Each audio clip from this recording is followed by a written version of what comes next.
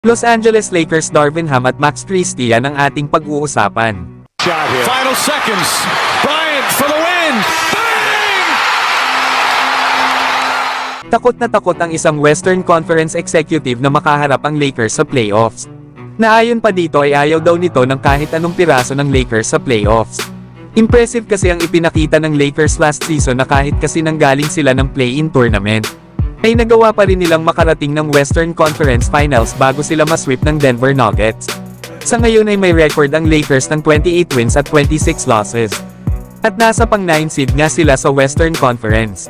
Pero last season sa kanilang 55 games ay meron silang record na 25 wins at 30 losses. Na kung saan ay nakapasok na sila dito ng play-in tournament. Nasa huling 5 laro naman ng Lakers sa ngayon ay 4 dito ang kanilang naipanalo. Kabilang na ang impressive nilang panalo laban sa mga kupunan ng Boston Celtics, New York Knicks at New Orleans Pelicans. Hindi naman malabo mga idol na muling makabalik ang Lakers sa kung ano ang ginawa nila last season. Habang andyan kasi sila LeBron at Davis na kabilang sa mga best players ng NBA, ay pinatunayan na nila na capable sila na manalo lalo na nang sila ang tanghali na in-season tournament champion. Tapos idagdag pa si Spencer Dinwiddie sa kanilang kupunan, ay panigurado na nalong lumakas ang Lakers especially na sa kanilang opensa. Samantalang Coach Darvin Ham ibinunyag naman ang plano sa kanyang starting lineup. Naayon pa dito ay mag-stick pa rin daw ito kana Austin Reeves at D'Angelo Russell sa backcourt. At sila LeBron James, Rui Hachimura at Anthony Davis naman sa frontcourt.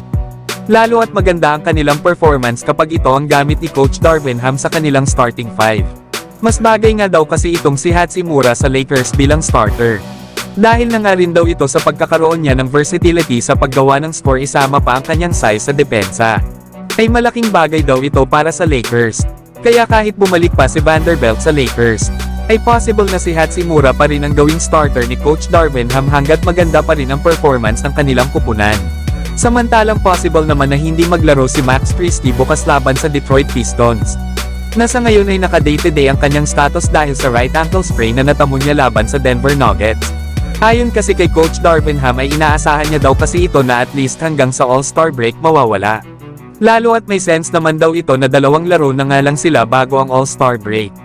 Good idea nga ito para sa Lakers para tuluyan ng gumaling ang injury ni Max Christie. Isa nga ito sa mga inaasahan ng Lakers lalo at kalimitan sa kanilang mga players ay may mga injuries. Maaasahan nga si Max Christie especially na sa kanyang depensa, na pagdating naman sa kanyang opensa ay unti-unti niya pa itong dinidevelop. Nasa kanyang ng 43 games ngayong season ay nag-average ito ng 5 points, 2 rebounds at 1 assist per game. Na meron namang 35% sa 3-point area. Pero kayo mga idol ano ang masasabi nyo? Na pagkatapos na ng All-Star break makakabalik si Max Christie sa lineup ng Lakers. So hanggang dito na lang tayo mga idol. At wag nyo naman kalimutan mag-subscribe bilang pagsuporta.